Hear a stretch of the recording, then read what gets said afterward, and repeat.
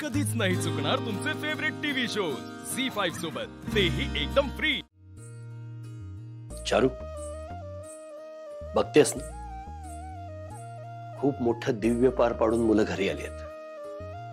त्यांच्या आनंदासाठी हे सगळं कार्यक्रम वगैरे ठरवलं होतं मी.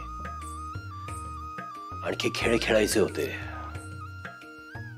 पण भुवनेश्वरीनं गालबोट लावायचं होतं ते लावलंच. आता मुलांसाठी आणखी काहीतरी करायला हवं.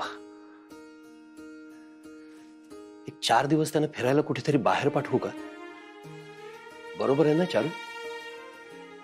10 दिवस खूप कष्टात काढलेत मुलांनी. आता त्यांना 4 दिवस फिरायला पाठवतो.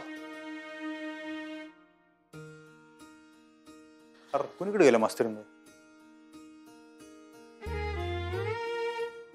काय कुठं काय झालं?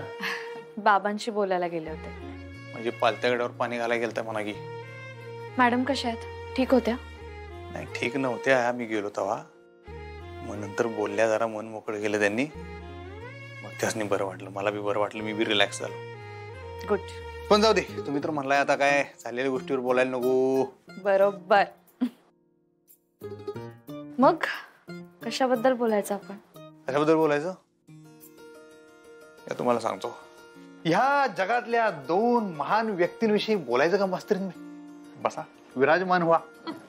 म्हणजे आपल्या दोघांविषयी. आपल्याबद्दल काय बोलण्यासारखं? हो, लय काय काय. भूतकाळातला आहे, वर्तमान काळातला आहे, भविष्य काळातला आहे. तुम्ही सांगा कुठल्या काळातलं बोलायचं? भविष्य काळाविषयी बोलाय काय?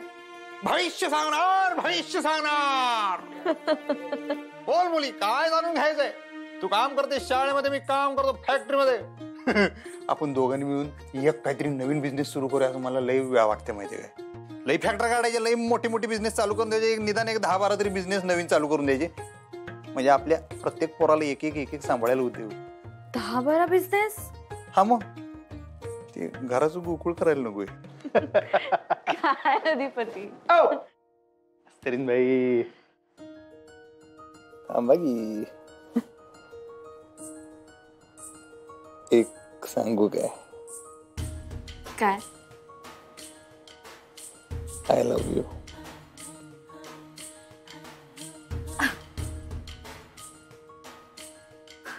असं बघायला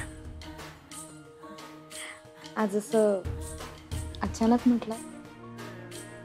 मग आमचं प्रेम आहे, ठीक आहे, होलसेल मध्ये आहे. काय प्रॉब्लेम आहे? माझं पण काय प्रेम आहे, ठीक आहे, होलसेल मध्ये. मला एक सांगा, तुम्ही का प्रेम करता माझ्यावर?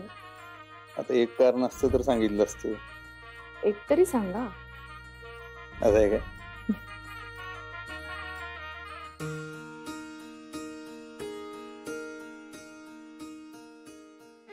पहिली गोष्ट म्हणजे तुमचा स्वभाव. तुम्ही एवढ्या समंजस आहे, एवढ्या समजूतदार. बघा कसं काय जमते, कवा स्वतःचा विचार करत नाही. बरं घरच्यांचा तर सोडाच, बाहेरच्यांचा बी विचार करताय तुम्ही. सगळी जण कशी गुन्ह्या गोविंदानं राहतील, सगळ्यांचं सगळं कसं चांगलं असेल, एवढाच विचार आहे की नाही? हेच प्रयत्न तुमचा कायम. करायला नको मी विचार. हे घर म्हणजे नुसतं घर नाहीये माझ्यासाठी, मंदिर आहे. आमच्यासाठी बी हे घर म्हणजे मंदिरच आहे. पण तुम्ही जेव्हापासून आमच्या आयुष्यात आलाय ग नाही, मंदिराचा स्वर्गच झाला हो. आता ज्याला माझं प्रॉमिस आहे बरं काय, हा सोडायचं नाही असं मध्ये. मी सोडणार नाही तुम्हाला कधी. हा, जीव गेला तरी.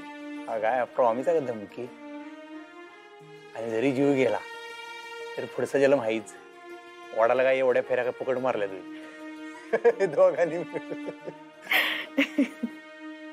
शपथ तुम्हाला सांगा, मला स्वप्नात बी असं वाटलं नव्हतं की तुमच्यासारखी एवढी शिकली सवरलेली एखादी मास्तरीन बाई माझी बायको होईल.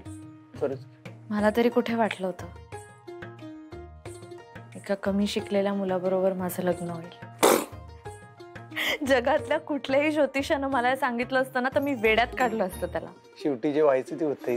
पण जे होतं ते चांगल्यासाठीच होतं. तुम्हाला सांगू, मला आता असं वाटतं की शिक्षणाचा आणि माणसाच्या चारित्र्याचा, त्याच्या वागण्या बोलण्याचा काहीच संबंध नसतो. शिक्षण गरजेचं आहेच, बुद्धीला शिक्षणाची जोड पाहिजेच, पण एखाद्याकडे शिक्षण नाहीये म्हणून त्याला जज करणं ही खूप मोठी चूक आहे. आणि तीच चूक मी तुमच्या बाबतीत केली. पण मग मला तुम्ही कळू लागलात, मी ओळखू लागले तुम्हाला, आणि मग प्रेमातच पडले.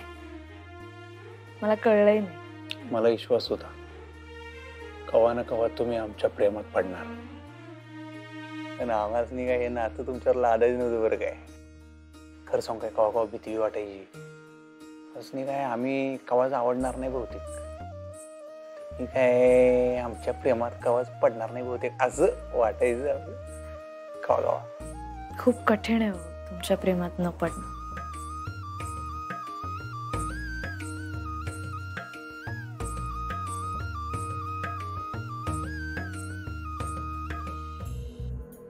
ताई, ताई, बरी आहेस ना? आम्हाला काय धाड भरल्या? अगं नाही, तसं नाही, म्हणजे काल एवढं समजा घडलं, मोठे मालक तुला लई बोलले म्हणून विचारलं. असल्या गोष्टी आम्ही धरून बसत नाही. तेच ताई, अगं तू धरून बसत नाहीस, पर समोरची माणसं तर धरून बसतात की. ताई अगं मला वाटलं का तू काहीतरी बोलशील, पण तू काय बी बोलली नाहीस बघ ताई. म्हणजे लहान तोंडी मोठा घास घ्यायला अधिपती आणि मोठे मालक हे दोघं बी त्या सुनबाईच्या कह्यात चालले, आणि दोघं बी तिचंच ऐकतात ग. हळूहळू या घराचा कारभार तिनं हातात घेऊन ये म्हणजे झालं. काय काळजी करू नकस, आम्ही आहोत ना. व आतापर्यंत या घरचा सगळा कारभार आम्हीच बघत आलोय एकटीनं. इथून पुढं बी असंच होणार. फॅक्टरीचा सगळा कारभार आम्ही अधिपतींवर सोपवला होता, त्यातनं लक्ष काढून घेतलं होतं. वाटलं होतं अधिपती सगळं सांभाळतील, पण आत्ताची परिस्थिती बघता अधिपतींचं कामात लक्ष लागल असं काही आम्हाला वाटत नाही. त्यामुळं फॅक्टरीचा सगळा कारभार आम्ही आमच्या हातात घेणार पहिल्यासारखं. एक नंबर काम केलंस बघ ताई तू. आता ताई तुला का नाही नानीला बी बोळा लावायला लागल बघ. ती मास्तरडी का नाही, सू एवढं भोग जरी मिळालं का नाही तिला, तर ती त्याचं भगदाड करल. तिच्या हाताला काय बी लागलं नाही पाहिजे ताई, नाहीतर का नाही ती तुझं राहणं मुश्किल करून टाकल ग. दुर्गे, तोंड उघडल्यानंतर काहीतरी वाटेल ते बोलत बसायचं. जा इकडनं. ताई अगं ते जा म्हणलं नवा. वय